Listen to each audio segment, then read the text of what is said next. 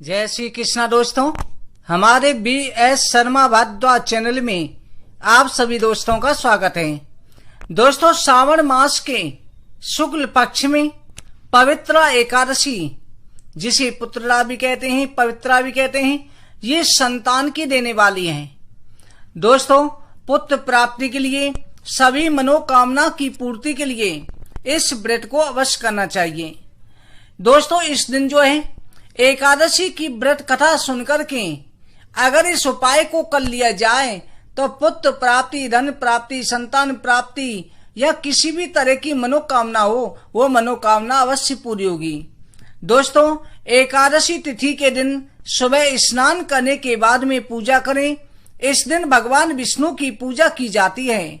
इस दिन घी का दीपक जलाएं, पीले रंग की चीजें अर्पण करके भगवान को भोग लगाएं, क्योंकि भगवान विष्णु का पीले वस्त्र, पीले पुष्प अति प्रिय हैं। इस दिन व्रत के दौरान अन्न का सेवन नहीं किया जाता है।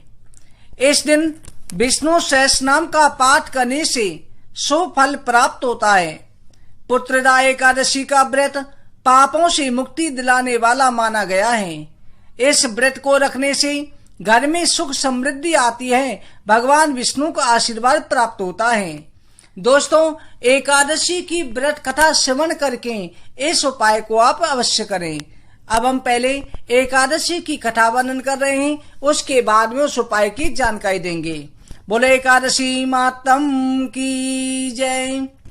श्री युधिष्ठिर कहने लगे, भगवान, अब आप श्रावण मास के शुक्ल पक्ष की एकादशी का नाम, व्रत, विधि और मातम सुनाइए। मधुसूदन भगवान कहते हैं, राजन, इस एकादशी का नाम पवित्रा एकादशी है। इसकी कथा सुनने से ही वाजपेयी यज्ञ का फल मिलता है।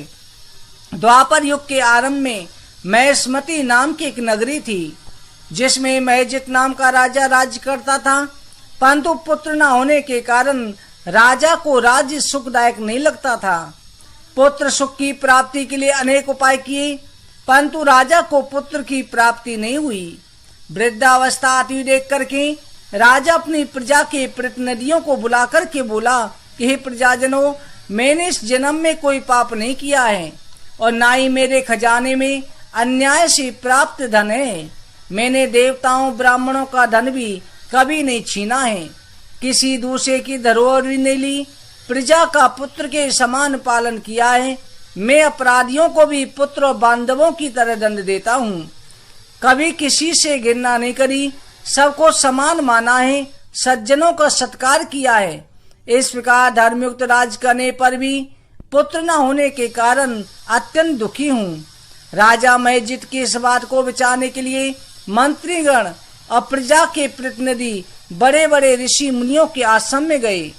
एक आश्रम में उन्होंने अत्यंत वयोवृद्ध, तप में लीन, निराज, जितेंद्रिय, जितात्मा, क्रोधित, सनातन धर्म के तत्वों को जानने वाले, समस्त शास्त्रों के ज्ञाता लोमस मुनि को देखा, जिनका एक कल्प बीतने पर एक रोम गिरता है। सबने जाकर के ऋषि को प्रणाम किया, उनके सामने बैठ गए। उन्हें देख करके ऋषि ने पूछा, आप लोग किस कारण से आए हैं? मैं आप लोगों का हित करूंगा। जन्म केवल मेरा दूसरों की परोपकार के लिए हुआ है। लोमस ऋषि के वचन सुनकर के सभी ने कहा कि प्रभु, आप ब्रह्मा जी से भी अधिक समर्थ हैं, फिर भी अब अपना दुख कहते हैं। महेश्मती पुरी का धर्मात्मा राजा महेजित प्रजा का पुत्र के समान पालन करता है, फिर भी धर्मात्मा राजा महेजित के कोई पुत्र नहीं है। हम लोग उसकी प्रजा हैं, उसके दुख से दुखी हैं। हमें पूर्ण विश्वास है कि आपके दर्शन से हमारा कष्ट अवश्य दूर हो जाएगा, क्योंकि महापुरुषों के दर्शन से कष्ट दूर हो जाते हैं। आप कृपा करके राजा के पुत्र होने को उपाय बतलाइए। ये सुनकर के ऋषि ने थोड़ी देर के लिए नेत्र बंद करे और राजा के प्रथम जन्म का वृतांत जानकर के कहने लगे, हे प्रजाजनों, तुम्हारा राजा पूर्व जन्म में एक निर्धन वैश्य था। निर्धन होने के कारण इसने अनेक बुरे कर्म किए। एक गांव से दूसरे गांव में व्यापार के लिए जाया करता था। एक समय ज्येष्ठ मास के शुक्ल पक्ष की द्वादशी के दिन मध्याह्न काल के समय वो 2 दिन का भूखा प्यासा एक जलाशय पर जल पीने गया। उस स्थान पर तत्काल की ब्याही हुई प्यासी गौ जल पी रही थी। राजा ने उस प्यासी गौ को जल पीते हुए हटा दिया और स्वयं जल पीने लगा। इस कारण राजा को दुख सहना पड़ा है। एकादशी के दिन भूखा रहने से वो राजा हुआ। प्यासी गौ को जल पीते हुए हटाने के कारण पुत्र वियोग दुख भोगना पड़ा है। यह सुनकर के प्रजा लोगों ने कहा, मामनी अब पापों का प्रायश्चित भी बताइए जिससे राजा का पाप नष्ट हो जाए।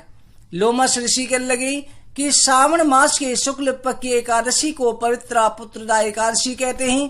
राजा सहित प्रजा इस एकादशी का व्रत करके रात्रि जागरण करें और पूर्व जन्म के पाप नष्ट करने के लिए राजा को उसका संकल्प देकर के फल सौंप देवे।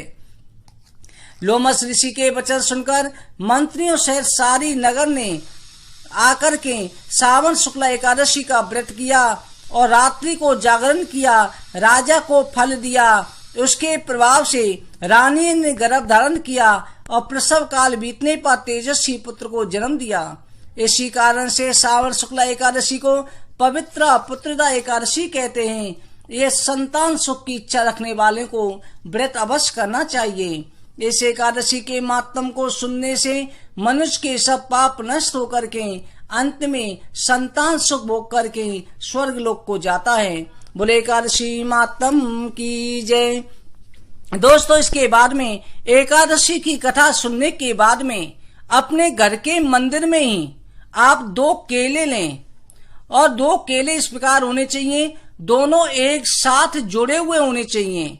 उन पर जो है आप रोली से स्वास्तिक चिन्ह बना करके और अपनी इच्छा बोलकर के भगवान विष्णु के सामने रख दे में। अगर आपके पास मोर पंख है तो मोर पंख भी भगवान को अर्पण कर सकते हैं। भगवान को जो है माखन मिश्री का भोग लगाएं। माखन नहीं है तो आप मलाई में मीठा डाल करके भोग लगा सकते हैं। दोस्तों, अरपान का पत्ता या पीपल का या बड़ का पत्ता हो, उसके ऊपर स्वास्तिक चिन्ह बना करके उसके ऊपर एक सुपारी रख करके जो है आप भगवान विष्णु के सामने ही रख दे में और भगवान विष्णु के सामने रख करके आप जो है पुत्र संतान प्राप्ति की इच्छा का संकल्प करें। दोस्तों, फिर दूसरे दिन द्वादशी को उन केलों को उठा करके एक केला गाय को देना है और एक केला को पति पत्नी दोनों स्वीकार खा लें, उसे प्रसाद रूप में ग्रहण कर ले। दोस्तों, इस उपाय को करने से निश्चित रूप से पुत्र संतान प्राप्ति का वरदान प्राप्त होगा। निश्चित रूप से संतान की प्राप्ति होगी। दोस्तों, अगर आपको हमारी ये जानकारी वीडियो अच्छी लगी हो, लाइक करें, शेयर करें। चैनल को सब्सक्राइब नहीं किया है, सब्सक्राइब जरूर करें। आगे की